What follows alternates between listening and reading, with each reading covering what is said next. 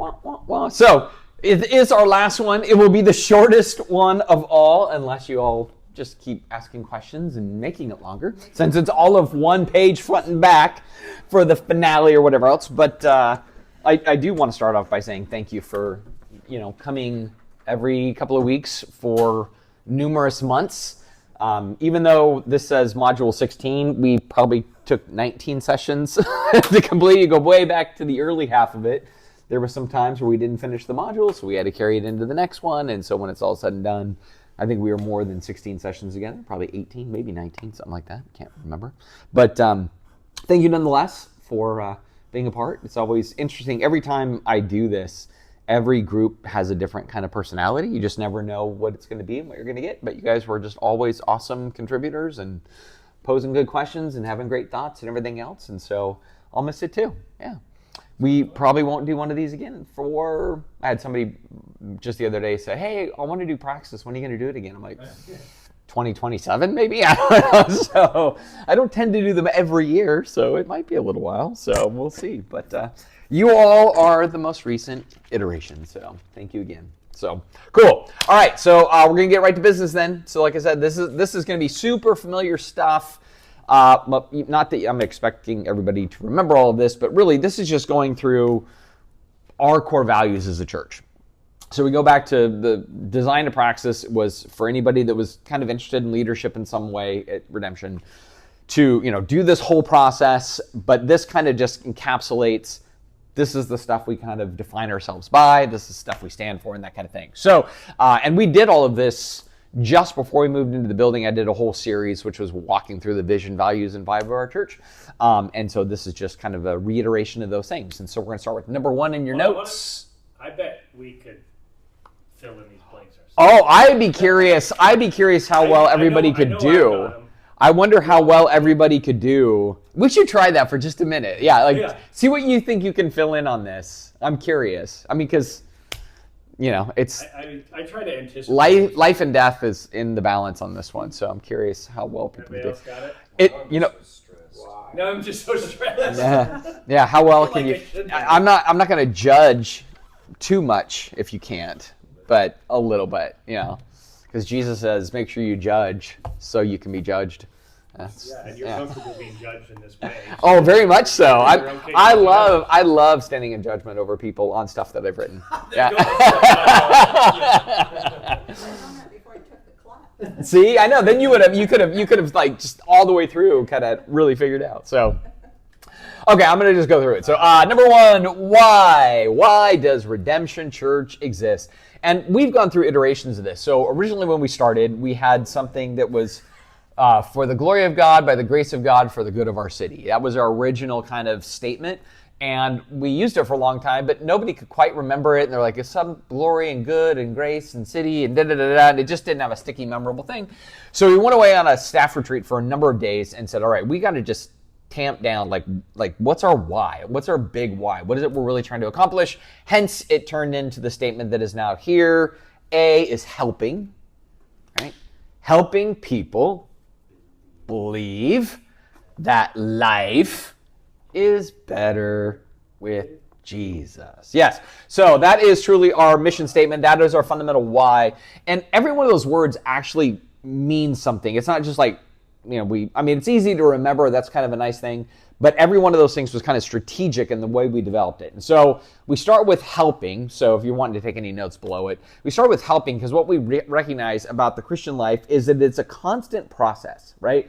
So we don't want to just say we helped people. We're always in this business of saying, how are we helping a person get to the next level? Or how are we helping a person overcome a thing? Or how are we helping a person graft into a new thing? Or how are we helping a person mature, whatever it might be. And so we just knew that the essence of, if we use the word discipleship, is just a perpetual investment.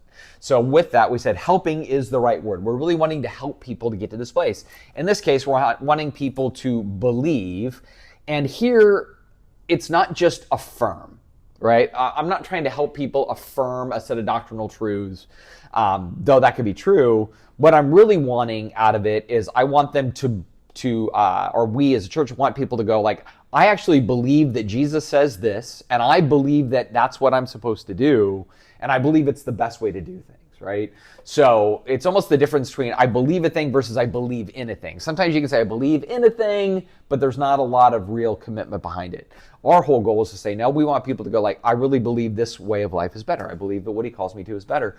And I think that can be a unique challenge, because even like what we're seeing in the Sermon on the Mount right now, a lot of what Jesus asks us to do is upside down and backwards. In the way our world gets business done, the idea of turning the other cheek and going the extra mile and reconciling before you even worship and all these kinds of things, they're hard to do. Being last instead of first, all of that is hard stuff. And so you have to really lean into the idea that I'm really going to believe that Jesus' upside down and backwards way is the best way. And so, we just have that kind of commitment to the idea that it's about ownership and allegiance, not just simply affirmation and a set of beliefs that I affirm, but it's really a way of life that I'm kind of getting behind. So helping people believe that life and not just afterlife, right? Because I think that's a little bit of one of the things we focus on a lot in Christianity is like, hey, because you know Jesus, and when you die, you go to heaven, that whole thing. But when I look at the Gospel of John, for example, the idea of life comes up over 50 times in the Gospel of John. And the majority of those times are not talking about afterlife. They're talking about this life, right? And I don't mean like, hey, this life, Jesus makes it easier and nifty and carefree. It's not that. It's just the idea of saying when you have Jesus at the center of your life and you're living in this life, life will ultimately be better because you're doing it his way. It's going to be better for you. It's going to be better for those who are around you. And we're meant to make an investment into this life. I'm a firm believer that much of what the kingdom that Jesus communicates is all about is advancing his cause in this world to be a part of the reclamation project that he's engaged in, right? So it's not just simply being obedient for obedience sake, but it's actually this partnership I've been talking about a lot in the Sermon on the Mount. It's a partnership where we're like, hey man, Jesus stepped into this world to reclaim all things, and when we partner in that project and we do it the way he did it, we're actually bringing betterment to this life, as well as there's an afterlife for us, but we're bringing a betterment to this life as well. And I know for me, part of this mission statement came out of my own personal mission statement after I'd walked away from the faith, and when I came back to the faith, this was kind of the ultimate thing I realized when I came back to my faith. Life is just better with Jesus, And I think it's oftentimes where it's most better is when life is falling apart and it's hard. That's where I think some of the betterment of life with Jesus really comes out, because again, you either face all of that misery without him or you face that misery with him. And I find that facing the misery with him goes a whole lot better than facing the misery without him. So all of life is better because of that, right? And better, we picked that as a word because we didn't want to say life is easier, because it's not. It's just deeply, deeply better. And of course, the focal point is Jesus. So we wanted to make sure that we just anchored in that because we've always been kind of I don't know what I'd call it, Jesus-centric church in that regard. I mean, we believe in the Trinity, but there's always been sort of this unique emphasis we put on Jesus. So that is why the statement is what the statement is. And what's nice about it is it's pretty memorable for people too. Like the old one just wouldn't be memorized. Like I said, when we rolled this one out, people are like, oh yeah, life's better Jesus. It sticks pretty nicely. So, and we hope that they remind themselves of that, especially when life is bad, or when you're tempted to not do it Jesus' way, because you think your life is not going to go as well if you do what he wants you to do. Like, oh, if I tell the truth on this, it's going to go bad, or if I actually turn the other cheek, I'm going to be taken advantage of, or whatever it is, and you have to remind yourself, nope, it's actually better if I do it his way. So, any questions, comments, anything when it pertains to our why? Our simple but not always easy why. Yeah. Cool. Well, the next what Redemption Church focuses on to help people experience the why. First one is, Michael, do you know?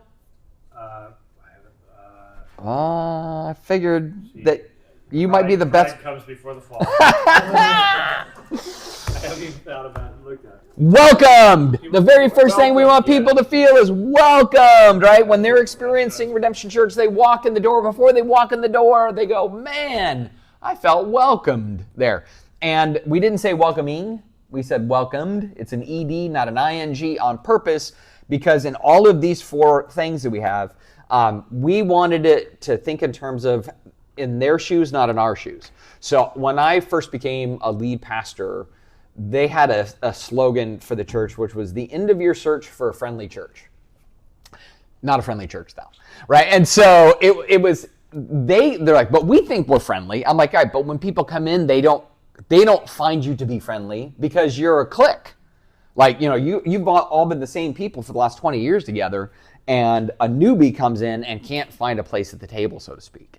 And so you might think you're welcoming, but they didn't feel welcomed, right? And so when we put this together, we wanted to always think in terms of, if they didn't feel welcomed, then we weren't welcoming. So it's always about their impression of us, or their sense when they have contact with us. And so the first thing we just knew is that we want people to feel welcomed when they come in the door, or welcomed when they come to VBS or any extension ministry we do. We just want to put that kind of thing on.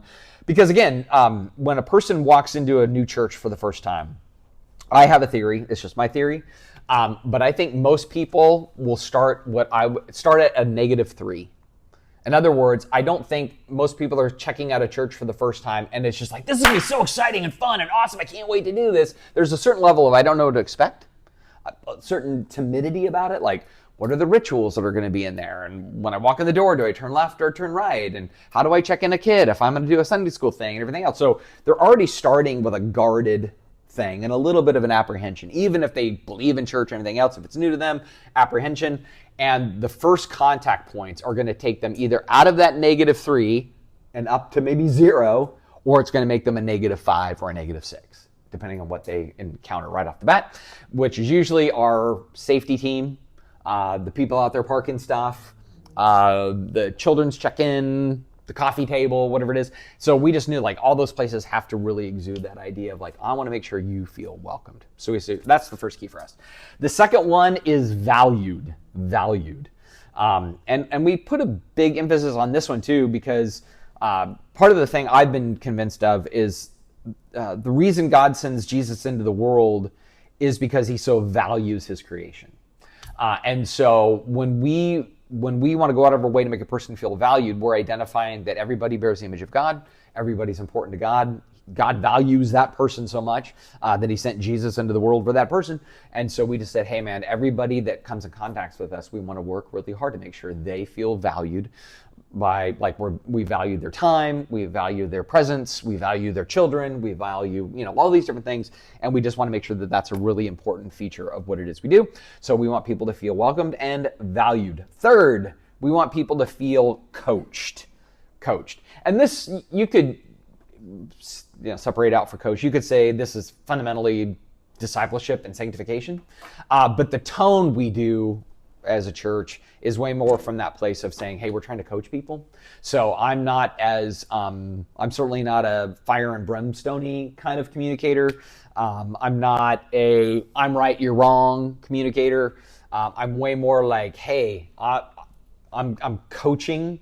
I'm kind of a coach player in some ways too, because sometimes the way I tend to try to bring this coaching element to bear on what we do is I'm sharing my own failures, right? So part of you're going to be coached by way of here's what I did dumb, and here's where you can learn from my dumbness, or here's where I struggle and you can learn from my struggle.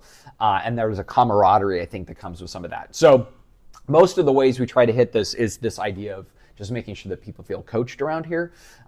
There's not a lot of on, high, down mentality as much. It's kind of coming alongside, and that tends to be a little bit more the way we do it. Which, if I go back to then some of the challenges we had in this last year, that was what part of the tension was. Like if I go back to like when Caesar was doing the interim with the youth ministry, and we had some of the people that were really critical of him, I said, just come alongside and coach him. Just coach him. We just need to coach. And there was definitely no, I don't want to coach. He's uncoachable and I don't want to coach. He just needs to be out, And I'm like, well, that's not how we do it here. We're a coaching space. And so anybody that's like, I don't like the coached mentality, well, then you're not going to like the way we tend to do it here, because that's the way we tend to do it here. So we want people coached. And then last, we want them unleashed, right? So you're welcome, you're valued, you're coached up, and then you're unleashed. And what we mean by unleashed is whatever it is you sense God wants you to do, we want you to go do that thing. We don't necessarily as a church get behind everybody's ideas as far as like we don't graft them into our budget, we don't make them a part of our org chart or whatever else, but we certainly get excited when somebody says, hey, I want to do a thing, and we go, sweet, how can we help? How can we help you launch that thing you want to do, right? Whatever it might be. We may not be all that involved in it, but we want to help you succeed in that because we think everybody has some, for no better term, ministry they think the Holy Spirit calls them to do in life. And we want everybody to figure out what that is. It could be big, it could be small, it could be unseen, it could be very seen, but we want everybody to be thinking in terms of like, what's this next thing that God wants me to do, to be unleashed to do that thing. So that for us just became kind of like, based on the why, this is a little bit what we want people to experience in light of that. So welcome, valued, coached, and unleashed, which means you're sent out to go do whatever it is you're called to do. It could be in the church, it could be out of the church, doesn't matter. It's just finding your thing. So with that, any questions, comments, concerns, insights? What do you feel like we've done the best in those four, and what do you feel like we've not done well? I think, I actually think on these four we do pretty well. I'd say we probably don't see as much of the unleashed as we would like. But you know, maybe I could say that, but it may be that I also don't know the ways that it could be happening, right? I think we don't promote that as much as maybe we should. Like that's even on me, where it's like, hey, what's that thing that you feel God wants you to do that you need to do? You know, that it could be a tangible thing. It could be in the church, out of the church. I don't think I promote that idea enough. Certainly when people come to us with an idea, that's when we kind of like, then you should do that thing. And how can we help you do that thing? But I don't think I verbalize that fourth step as much as kind of a expectation for everybody to be figuring out in their life what that thing is. Yep. I think we do welcomed pretty well. I think we do valued pretty well. I think we do coached pretty well. But I just don't know if I see as much of the unleashed as much. How would you go about promoting that? I mean, because like, I felt like just this Holy Spirit thing bugging me to get widows together. Mm-hmm. And so once I mentioned that to Scott, it was like, oh yeah, that's a great Yeah, that's how it happens a lot. It's like you come to us with I'm like, that's awesome. But so what would you do?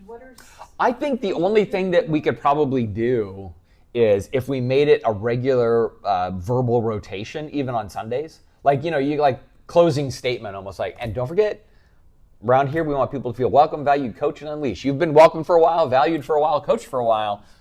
Now you need to be unleashed. What's that thing Jesus is calling you to do that you know you need to do? You know, like if we just made that almost like I said, like just an expectation. That's just a part of the nomenclature that we would use all the time. Then I think people would be like, oh yeah, what's that thing that maybe God's wanting me to do right now? And they could be short term, they could be long term, it could be one off, it could be any number of things. That's a great idea because I think people don't think of that right. as if unless they're coached to do it, right. You know, to think about, well, I wonder if God is leading me to do something. Yeah. Other than when we ask for volunteers and things. Yeah, there's usually those kind of canned ones or whatever else, but that idea of like you having a personal ownership for an idea or a thing, yeah, we just don't say it enough. I think if there was another one, I hope we can get better at. It's a little bit in the welcomed thing. I think we're seeing a lot of new faces right now, and one of the hangups we have is we're not, for no better term, we're not netting the fish, if you will, right? It used to be back at the high school, it was really easy for me to stand out at the one door and meet everybody. But now we got two, and it doesn't work the same. And so I think in the future, Trent and I have been talking about the idea of having like a small team on Sundays, like maybe it's just 2 or 3 people, and their sole job is new faces. And they're meeting them, and they're netting their name, and they're making that personal connection with them. Because part of it is I'll meet somebody, but I won't even remember their name. Because in the midst of you're Sue and you're Dave and you're Billy and Kimmy and you know, and then I'm just like, oh, I don't remember who's what now. You know. Christina's already doing that checkout. Oh, dude. She remembers people's. She's got quite a memory. Yeah. So does Jamie on our safety team. Jamie's amazing at that. Yeah. So, but and therefore we could have them like on Sunday met this person, this person, this person, and give us those names and stuff like descriptions even like, you know, mid-30s, 2 kids, and we can kind of know like, oh, here's who these people are now. Because that's where I feel bad. I'll meet people, and then for the next 3 Sundays, I'm like, hey, you and you, and I don't remember their name. And I feel like, well, that doesn't make them feel very welcomed or valued if I can't remember their name. So having a team that literally is netting the names for us and retaining them, and then giving us these were those names, those were those people, that would be really helpful for us. So I think that's another place that we could get stronger. And again, now that we're seeing a lot of new faces, all the more we got to do that. So, yep. Because What are things we do to make people feel valued? I think it's a lot of the tone we try to have, as well as trying to be some of the things we talked about. Don't almost, but you know what? You survived it, man. You survived it. You survived it. So having a really thoughtful safety procedure for kids ministry, for example, is like one of those things where we want them to feel valued. Where Dana's protocols, even for how teachers handle kids, is really rooted in that a lot, where it's like come down to their level, you're interested in them, you call them by name, those kinds of things. Because I know for parents, if they feel like you value their kids, they're going to feel valued in the process of that. So we do that. We try to be thoughtful about just schedule and time. So it's all those little things that we just kind of go like, or even internally when we think about like people serving and stuff, if we're taking advantage of people, do they feel valued? If we're not communicating with them, do they feel valued? If we change schedules haphazardly, do they feel valued? Probably not. And even like for me, where I try to be, every once in a while I blow it and I go longer on Sundays, but I try not to value the teachers up here because they're expecting a certain timeline. And when I go over and they're like, the kids were getting a little crazy, I'm like, I bet you didn't feel valued by me, did you? Because you're giving your time to this and I took it for a test run, So it's just all those kinds of things. A lot of times we're using it almost just as a measuring rod. And we'll say it in staff meetings, like, is that going to make them feel valued?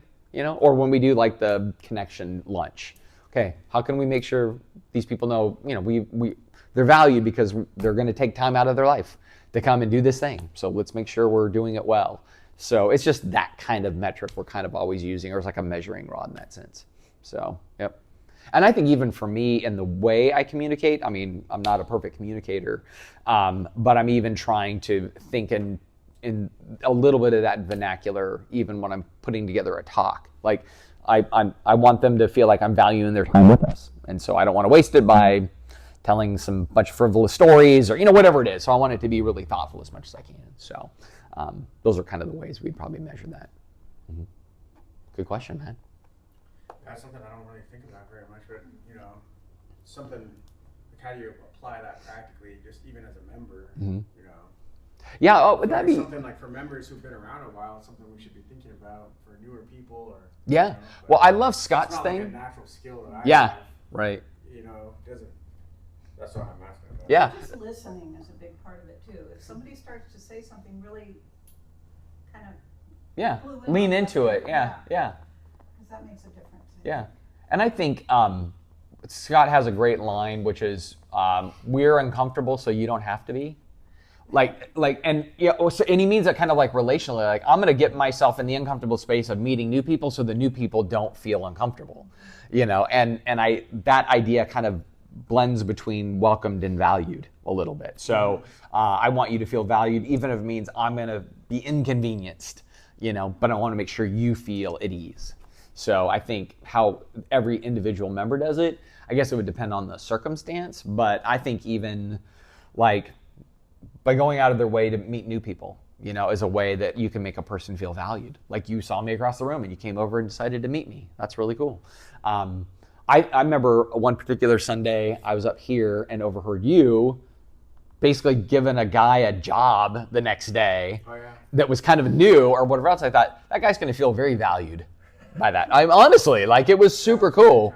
Yeah, it was just great time. And it was just, it blessed my heart as I'm walking down the hallway and they're like, hey, we'll just come on my job site tomorrow, you know what I mean? Or whatever else. And I'm like, yeah, that guy felt both welcomed and valued. I have no doubt, So that's a good application of that right there.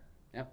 So, because you never know what's walking in the door, and not even just new people. I think even just regulars, where all those little things can help.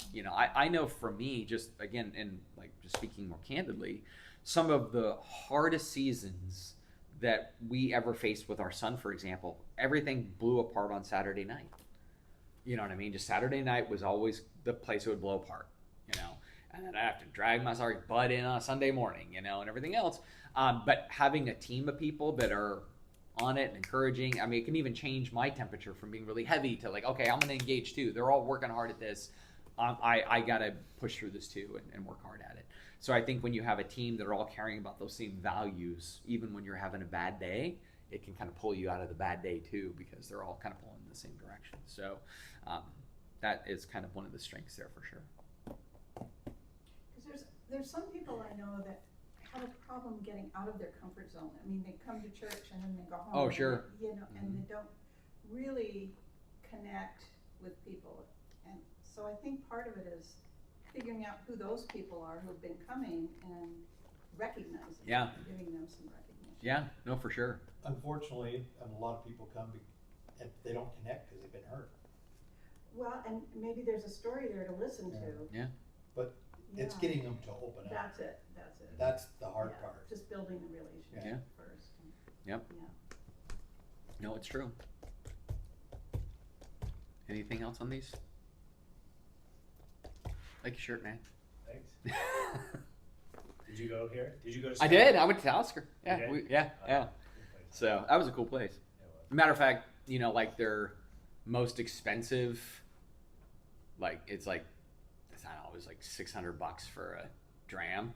The guy in front of me did one, and so I had to ask him. Like he just went over to a table and he just like sniffed it and looked at it for like a half an hour, and I said, dude, I was behind you when you ordered that. That's a lot of money in a little glass like that. And he goes, yeah. He goes, I'm a social media influencer of some kind or whatever else. He goes, but I had a corporate job, blah, blah, blah, blah, blah. Got diagnosed with cancer, barely pulled out of it. And so now I've just decided I'm just going to go do things that I would never do. And I would never buy a $600 shot, basically. And so I'm like, how was it? He Was goes, it worth it? He goes, it was amazing. I'd be like, if he would have set the glass down and walked away, I would have been like, Just a little drop, anything. Just to see. just a little taster. So I'm like, that's awesome though. So too funny. Yeah, that place was very cool. All right, number 3 then. Round and third, sliding toward home. How do we connect our culture with the Pacific Northwest culture? So this is just like one of the things we try to just back pocket statements that we see are priorities for us as a church. And again, we didn't want it all heady and you know, like this laden with doctrinal ideas. We always called them back pocket ideas. So if somebody said, hey, tell me about your church.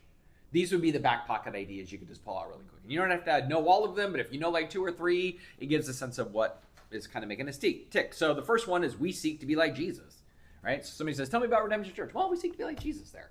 It's just an easy way to describe it, right? And, you know, again, where that is a little bit helpful is because then it's like we're not trying to be religious and we're not trying to be the moral guardians of society or what we're trying to bring to bear in the messiness of life, the real person of Jesus, and doing things the way Jesus would have us do them. And in some ways, I actually believe the more we're like Jesus, the more it disrupts the stereotype of a Christian, which is so weird. But I think there is something to that, where I think people are kind of so preloaded by what Christians are. If we all just kind of did it like Jesus, I think it would disrupt a lot of those stereotypes. So that's why we kind of make a big deal about just seek to be like Jesus, man. When in doubt, seek to be like Jesus. What would Jesus do? What would Jesus say? How would Jesus act? Play that out and figure that out, and you're probably going to do well pretty much every time, you know? And it's funny because we have an apprehension to some of it. I was talking with somebody the other day, and it was like a heated political discussion or whatever else. And a very conservative person that can't fathom why anybody wouldn't be just conservative. Like you have to, and especially as a Christian, you have to be a conservative if you're a Christian. And I'm like, do you think Jesus, if he were alive today, would be a conservative or a liberal?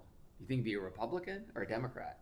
And he goes, well, he wouldn't belong to any of them. I'm like, maybe that's the way we should be thinking about this a little bit. You know, just, we all seem to agree that he wouldn't join any of the clubs, you know. But we all feel very compelled to join a club, you know? And I'm like, maybe that's the good challenge right there. Like, why would he not? And then what would he do different? And that kind of thing. So I just always love the thought experiment. What do we think Jesus would do if he were here? Quick note on that. So we had to stay over in Dublin. And we were taking an Uber from our hotel into town, and this guy grew up, lived in Dublin his whole life, and was telling us all, we were just asking a bunch of questions, telling us about the Troubles, you know, the 60s, 70s, 80s. Oh, sure, yeah. Protestants versus Catholics, all that kind of stuff. And just all the horrible stuff that they would do to each other, and just, he was obviously very bitter towards religion, Christianity, either side of it, and so forth. And I forget how I said it, but I was like, it's so crazy because, like, Jesus wouldn't have done any of those things. Like you're talking about the things that those people did to each other in the name of Protestantism, Catholicism, like back and forth. Like there's just, if you read the Gospels, there's no way Jesus talked about it, like, you know, loving your neighbor, doing good to those that persecute you, like all this type of stuff. Like that was completely contrary to what the way Jesus would have acted. And I just hoped that, you know, that put a little nugget in his brain as far as like, oh, okay, yeah, maybe they weren't really acting very Christ-like or very following their own religion kind of thing. Because that just, I mean, it bugs me, as it probably does you, when all of Christianity gets tainted because of a group or a cause, you know, that it's like totally un-Christian-like, un-Christ-like. So. Yeah. And unfortunately, that's so much of our history, right? I realize that the history of 2,000 years of Christianity is a lot of missteps and resets. You know, I mean, just if you just track it all out, and it usually is when it institutionalizes, and then something has to disrupt it, you know. But if you just try to get it back to the Jesus thing, it really clears up a lot of the messes, you know. Doesn't make it easy, but it really clears up a lot of the messes. But we can get so territorial or tribal or just, I don't know. It just, sometimes our worst impulses can come out in the name of faith, you know. And we've almost like you make it a doubly just cause because I'm doing it for God. Like there's some quote I read recently, is there's no more dangerous a weapon than a weapon put in the hands of a person who thinks they're doing something for the sake of God. Like, because it super justifies it, so to speak. And, you know, on behalf of God, I'm now... You got a righteous cause. Yeah, I'm doing this thing, you know. And so I think there's just a tragic error in all of that. But it happens plenty. So we get to disrupt the stereotypes as much as possible. So the first one, seek to be like Jesus. Next, on top of page 164, we err on the side of grace. When push comes to shove, I'd say the majority of the time we try to err on the side of grace. This was my mentor's big line all through my training, and I thought it was stupid, you know, because I was a bit of a legalist at the time. So I'm like, err on the side of grace. And now it's the brilliance of it pays off, I think, a lot, because I think then you're gonna think the best versus think the worst. When you're left with a flip of the coin, then I'm going to err on the side of grace on this one. You know what I mean? I know less than half of everything, so I'm not going to assume it. I'm just going to let this one slide a little bit more, whatever else. Sometimes it can bite you, but for the most part, I think it really is helpful, and it sets a certain kind of tone. And I always go back to that. Like, you can have two churches that share the exact same doctrinal statements, but sound completely different. And so what you're getting a lot of this, or in this, is the sense that this is redemption's attempted tone. It's not perfect, but, and again, in a push to shove, we would rather have grace hold the day than law or Moses or, you know, whatever it is. You know, it's like, it just seems like that's a safer space to operate from. And I say that because in my early church days, we were definitely, I trained in an environment, pastored in an environment that erred on the side of law a lot. So like an example, there was a guy that started dating one of the church secretaries, and they were starting to talk about engagement, and the church leaders were like, well, he was previously married, and so he can't get married and he can't date her. But it was real murky. His wife had left him, she was in another relationship, there's all these things, but the leaders were like, no, he can't do it. And they were just erring on the side of like law with this guy. And I remember in one of the meetings, we're like, there's a bunch we don't know. What we do know seems like he would biblically be allowed to remarry. You know, shouldn't we at least in this err on the side of grace? Because you're not positive about all this stuff, but it doesn't seem like it should be this strict.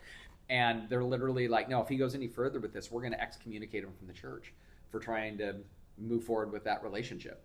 And it just felt like one of those unnecessary things. If it was like really cut and dry, and you could say, hey, from a New Testament perspective, this guy is not allowed to remarry because of his previous marriage and divorce and how it went down. Now, this was so murky and confused, and at best, it really looked like he was abandoned and his wife was in another relationship. So, why is this a problem? But there was just this, like, if you don't hold the line here, you won't hold the line anywhere. And so, and they did. They started proceeding to excommunicate him. So he left the church, and the secretary went with him, and they got married. So.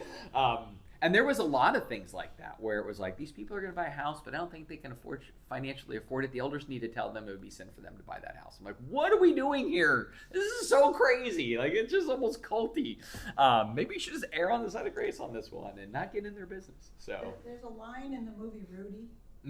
Sweet Rudy Rudy. wanted to be the team in South Dakota, Notre Dame. Notre Dame, yeah.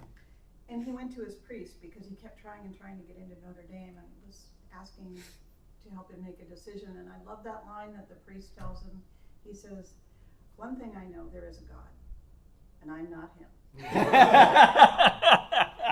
So true, man. Yeah, I think I like you bringing that up though, because I think there is a truth. One of the things we'll talk about here is like, just let the Holy Spirit bring people along. Like we do probably say that a lot around here. Like, just there's so many things happening that I'm probably just more apt to be, I'm gonna let the Holy Spirit take care of that. Now, if it's something really egregious or whatever else, like there was a circumstance that I had to deal with once where it was a pretty severe infidelity event. So, one of the persons in the relationship had been repeatedly and very bold ways unfaithful within the context of the marriage. And yet, even in that, like when they came to meet with me, like I'm erring on the side of grace, not condoning what they did by any stretch, but I'm trying to be gracious with them in their space, and realizing the devastation that is all there, instead of being like, you blew it, you're wrecking your marriage, screw up your kids. You could scold the person and it would all be true, in that sense. But it's like, I'm gonna err on the side of grace with this person right now, because I think they need the grace part of this more than me piling on the already mountain of problems that they're in the midst of doing that. I say that because there was a time longer ago where I did not hold to this value as much, and there was a guy that was being unfaithful. It was pretty well concluded that he was, and I brought him in my office and I just dressed him down. Like almost like had a kind of almost like an arrogance about me to him. And did not make that situation better because of it. You know what I mean? I think if I would have erred on the side of grace with him, still wanting to see him come to doing things right and everything else, but I think instead I just stuck a dynamite in it and blew it up, and that was that lesson learned of that was really stupid of me. I was defensive for his wife. That's probably part of what I was so hard on him that particular meeting. I was just wanting to defend her, but it was at the cost of making him feel valued in a hard thing, and to see him come out of that thing. Instead, it was more like I just scolded him, which I think just drove him deeper into that thing. Almost like, hey, now that my pastor thinks I'm a dirtbag, I might as well just go all in. As opposed to I could have maybe been a part of the healing process. Instead, I became I think part of the drive him away process. And lesson learned is done. So, err on the side of grace. Even if it's messy, people sin stuff, you still want them to know that grace is the only thing that's going to forgive it anyway, right? That's the key. So we kind of land on that spot. Anything about either of those so far, seek to be like Jesus or err on the side of grace? Third, we take the Bible seriously. We take the Bible seriously. And, that's probably 70% of what we do is going to be more like that verse for verse teaching format. Maybe 30% is what people tend to call topical. I almost always treat that as more theological wrapped in a topical thing. But, the whole approach is to say we want the Bible to speak. And even when the Bible gets messy or confusing, so like just this last Sunday is a good example of it where, I probably could have done a whole subset on removing the tension of Jesus saying, well, to the degree you forgive is the degree you're going to be forgiven. I could have given a whole theology about, well, technically forgiveness works like this, and I could have given this whole doctrinal diatribe. But I think sometimes taking the Bible seriously says, it sits there uncomfortably. Let it just sit there uncomfortably. Like, it's probably by design not wanting to get cleaned up with a doctrinal answer. It's meant to create a tension. And I'm a little bit more of a fan of that. And that's been a migration for me. So I'd say I used to be much more theologically motivated, and now I'm much more biblical studies motivated. And the difference between the two, there's a great book that it's 2 books. This is what every theologian wishes Bible scholars knew, and then the complement is what Bible scholars wish every theologian knew. And it's written by 2 seminarian guys. And I love it because, again, the job of theology is take the complicated and simplify it into pockets, manageable pockets, right? That's kind of what theology is doing, or doctrinal studies is doing, where the biblical scholars guys are really okay with ambiguities and like, oh, we don't know what to do with that. That's just the way it said it, so we just got to let it be uncomfortable there. And I think that is taking the Bible seriously too, is letting some things just be uncomfortable. It is what it is.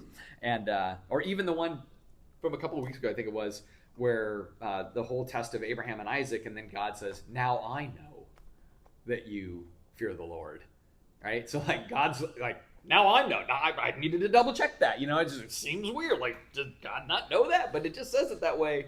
Let it say it that way, and let it kind of sit that way, and so it's kind of cool that way too. So, taking the Bible seriously has a lot of layers to it, but that's the way we kind of approach it around here. And I think it'll always be more heavily weighted toward. I'm just more comfortable with like walking through verse by verse stuff. When we get into, like I said, the theological topical, I can do it, but I'm not as comfortable with that personally. I don't know if I'm always as well equipped for it as I'm equipped for the other stuff. So I'll probably always kind of err that way. But I do know that there's certain seasons of the year, like we're looking at like every fall would be a little bit more like quote topical because people start coming back to church and they might be more apt to invite friends. And sometimes those types of series are more accessible for non-church people and people inviting friends to church and that kind of thing than a deep dive into whatever biblical text we're going through, where I'd make then like winter a little bit more of the deeper dive kind of stuff. And so, we kind of. So you don't make that. the decisions on what you preach on Sunday? You guys do it as a group? No, I make the decisions. So I'm always the one that kind of architects that. But sometimes there's been more like we treat it seasonally, and then other times I've not done it as much. But Trent and I were recently just talking about that again, of like maybe doing a little bit of like, hey, in this season of the year, we'll make it a little bit more quote outreachy or accessible to non-churched people. And then in another part of the year, it'll be more detailed and deep and that kind of thing. But all of that, ultimately, all the serious decision-making comes down to whatever I'm interested in, I suppose. So I'm trying to figure out what's next. I got an idea, but yeah, it might be interesting. I don't know. We'll see. So got to get through the Sermon on the Mount first. So, yeah, because I kind of, for the longest time, my goal was doing the Pentateuch, but now I've gotten all the Pentateuch done. So I'm like, all right, what's the next challenge? I don't know. I thought about the Book of the 12. That'd be kind of cool, which is the Minor Prophets, but haven't decided yet. Got some other ideas too. So anyway, sidebar. Sorry about that. Next, we believe that life is best lived with others. This is all about the idea of, it's about community. Ultimately, it's about connection and community. This is our weak spot, I think, right now. In some ways, like we don't have a ton of small groups going on, regroup stuff. We have some, but there's a lot of people that are not connected at that level.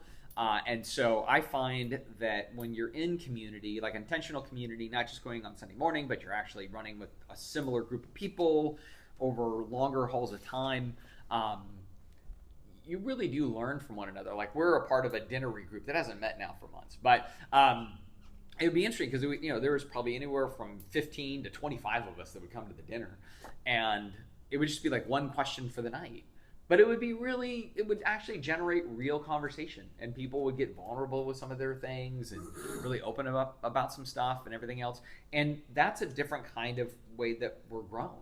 You know what I mean? As much as we can grow from reading and studying and all that stuff, you also just grow by being in life with other people and hearing how they're growing. And they say something that stimulates something you hadn't thought about, or they brought up a thing and oh yeah, I've got that thing too. And you kind of work it that way. So I think if you look at everything the New Testament says on what the Christian life is, probably less than half of that could ever happen at church on a Sunday morning.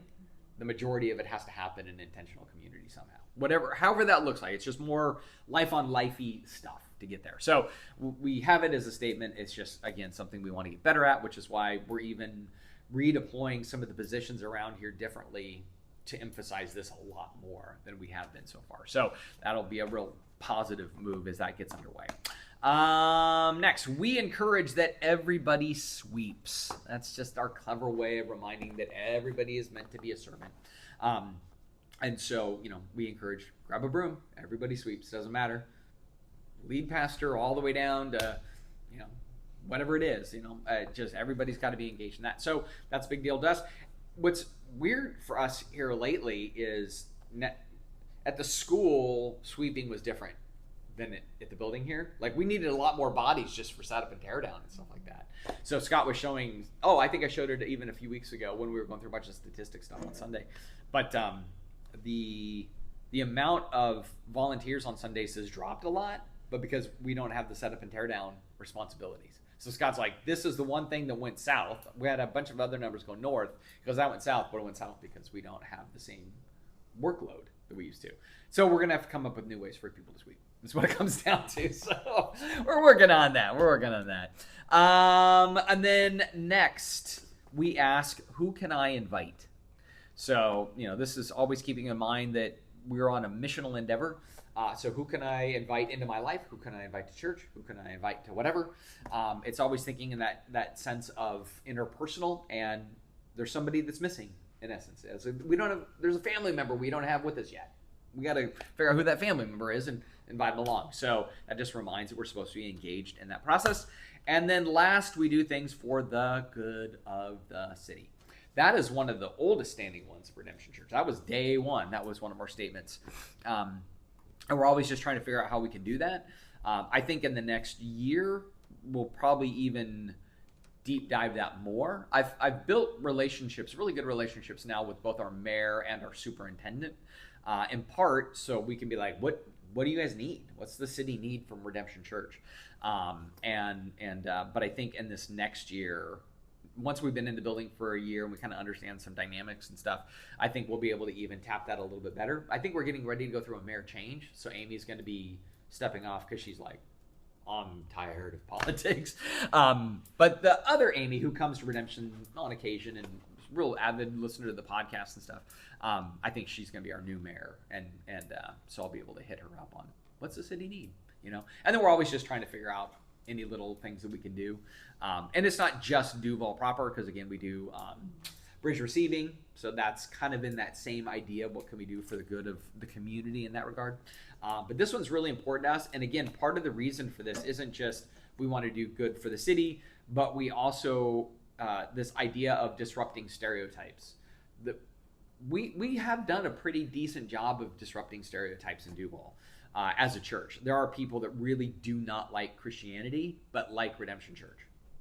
It's a win, where they're like, most of you are kind of crazy, but you guys seem okay, and so we're like, sweet. And part of it is because like you can do a lot of stuff for the city, and any chance you get to do something for the city, you do. So it could be as simple as, we do all the flags for the crosswalks, right? And it could be that to when we do stuff for Halloween, or when we, have done stuff for the park, or built the dog park. There's a lot of things we've done over the years, and we're always just trying to find other ways to do something as much as possible. So being a Carnation resident, that means you can do things for the good of your city. I know, yeah. You should have run for city council, I told boss. you, I almost did that. I know. That was a momentary lapse of could have been a good opportunity, man. not good timing. Fair enough. But just thinking about reaching, my city. Like I don't feel like Duval's my city. We don't come here much, yeah, right? So do we put signs like service times and stuff around Duval? Like, is there advertising in that way, or? The city is in a quagmire about signage. It's actually a big kerfuffle. If that's the right word. So no, we used to put sandwich boards out when we were at the high school, but you could only put them out for like 12 hours, and you had to pick them up. And now they've gotten even more strict about some of that stuff. And so we, again, in part of the spirit of being for the good of the city, like some people break the rules and they just put up signs and stuff like that. But we're like, well, we're not going to be doing things for the good of the city if we're sticking to the city on their sign rules, right? So much so that even like for VBS, somebody said, well, could we put up a sign, like a banner on our own building, so when you're driving into town, you could see it. And Scott's like, well, by the time we put in for the permit and it's VBS is passed, and so somebody's like, well, just do it. I'm like, that will not send a good message to the city because we know that there's these problems with this banner ordinance stuff. So you say it was only for 12 hours, so couldn't you put it up for the sandwich board? You can put out for a certain amount of time. Put a banner on your building, you cannot unless you have a permit.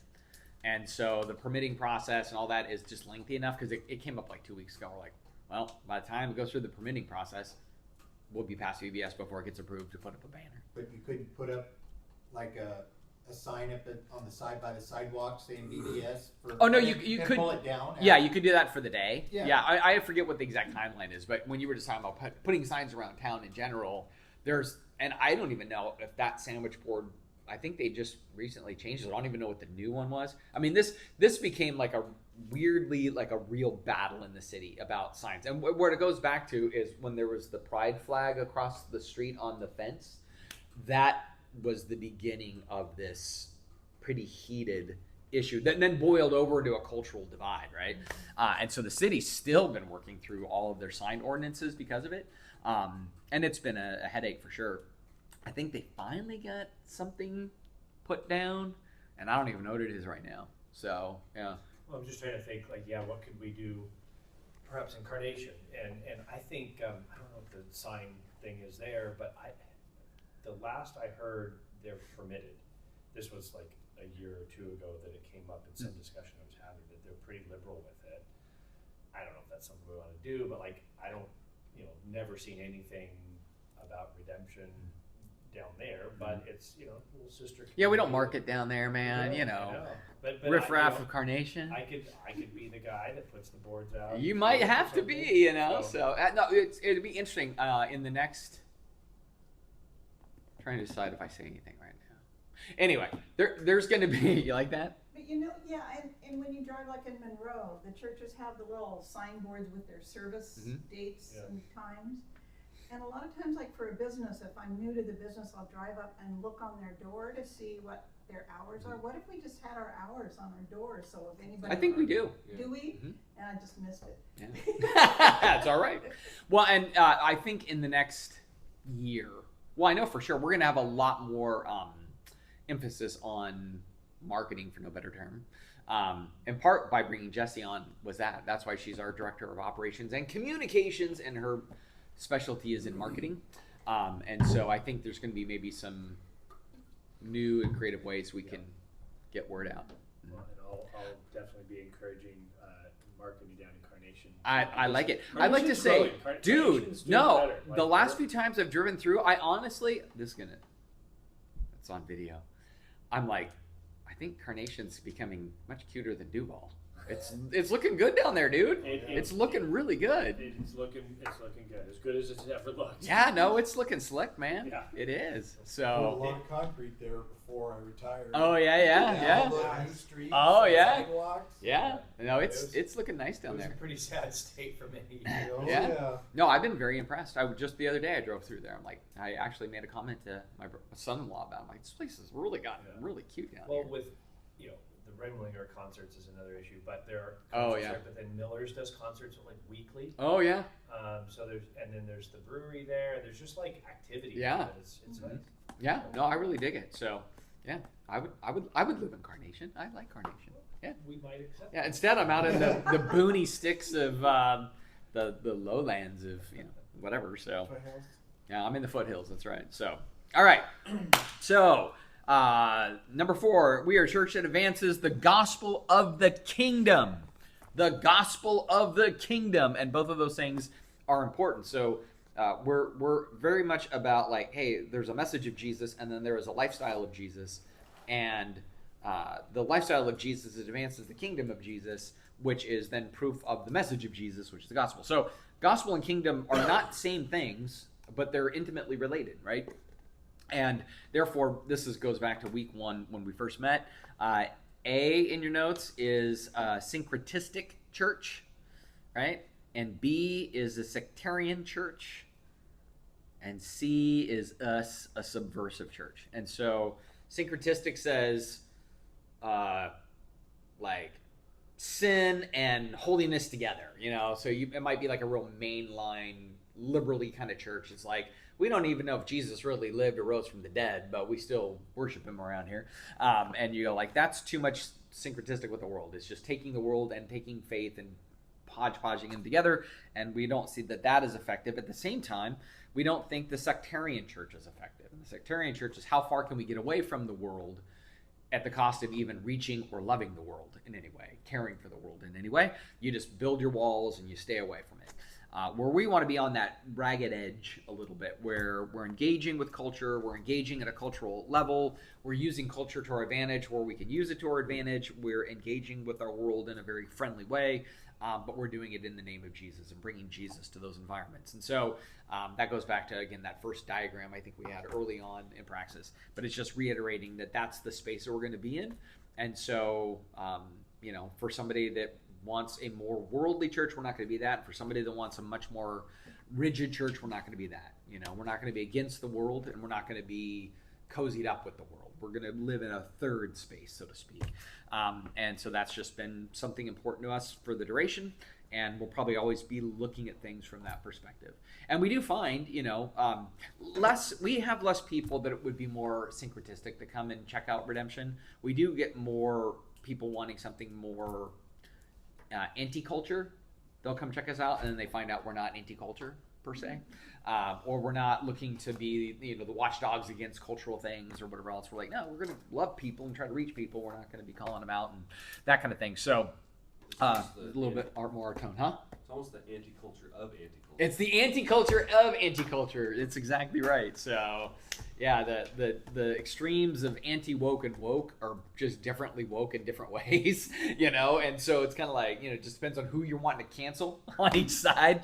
And we're like, nah, we don't have time for that. We got better things to do. So that's going to be kind of who we are. So that just gives, again, the overview of like, this is what makes us tick. There's all kinds of, guts to all of that, but that's the basic sense of what makes Redemption Church, and how we make decisions, how we evaluate ourselves, and how we kind of make sure our compass is going north and that kind of thing. So, any final commentary, insight, love of carnation, anything else? I just want to say personally, thank you for doing this. No, thank you. It allows us to get to know you better and to, see how the church is run and how you guys think. No, I appreciate that, and I'm sincerely grateful for all of you coming, because every time I roll Praxis out, I'm like, will anybody show up to this thing? I mean, because I never know. I'm like, 2 hours of Matt droning on and filling in blanks for 18 or 19 Mondays, man. I don't like my own voice, so yeah. But I really appreciate you guys coming so faithfully. Purgatory has been shortened. That's right, immensely. Yeah. So I deeply appreciate all of you. So I'm trying to think how many Praxis classes I've taught now. 1, 2, 3.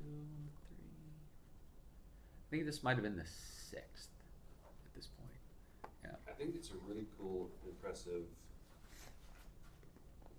complete body of work that's been put together. It's really, I've never heard of anything like this. Well, that's encouraging.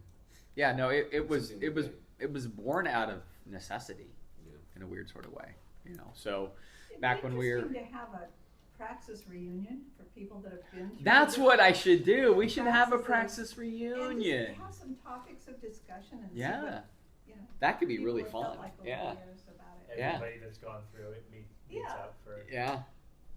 Yeah. I remember the very first one I did, it was huge. I was surprised but it was when we were still back at Duval Church. We were going through the stuff of the denomination, and I think people just wanted to understand what's the difference between what we're trying to do and what the denomination is, so to speak. And so that was the first iteration of it, and I think we had 60 people. Yeah, in the first one. It was crazy. I mean, I was shocked by it. And they stuck it out all the way through. And it was really helpful, because then they went like, oh, okay, we get all of it. Like almost none of them were doing it to be on a board or whatever else. But I think by the end of it, they went like, oh, this makes a lot of sense. We understand. So then, like, when Redemption fired up, they knew what it was all about. Like it was just that, You you had know. that core. Yeah, yeah. That's But cool. Praxis was originally born out of the board of stewards at Duval Church, going, what is New Testament church leadership look like? And so I just started writing stuff like, well, let's talk about this. And so we did that for like 9 months. And they're like, can you convert all of this into a class? I'm like, yeah, I can convert it into a class. And then that's kind of how it was born. So, and then it became the watch gate of anybody to become a board member. So, yeah. And we designed it to be lengthy, because like back there, for example, the way the denomination worked was like you had a board of stewards, you were voted onto the board of stewards, you served 3 years, and then you had to roll off. 3 years, and you had to be off for a year, and then you do another 3. And to become a board member, you just had to be a member of the church. You had to have a conversion experience, and you would be a board member. And a lot of people would join the board because they were in protest of something the church was doing, right? So I want to join the board, so I want to fight this or whatever it is. And so none of it was going to be very healthy. And so we said, well, let's make the process to joining the board so lengthy that anybody that has a pet project will give up the pet project or give up on the process, because it'll take way too long for them to finally get to the board to air their grievances or whatever else as a board member. And so that's why it became a lengthy process, was that, you know, so people didn't just decide, I'm going to join the board, you know, because I'm mad about our missions policy right now or something. So, because they saw a lot of that in the years, and it was very dysfunctional. Like I came in as originally I was just giving them some advice as a leadership, you know, so I wasn't a candidate. I met with them because they're like, we've been really dysfunctional for a long time, and we hear you are good at making churches healthy, so what are we doing wrong?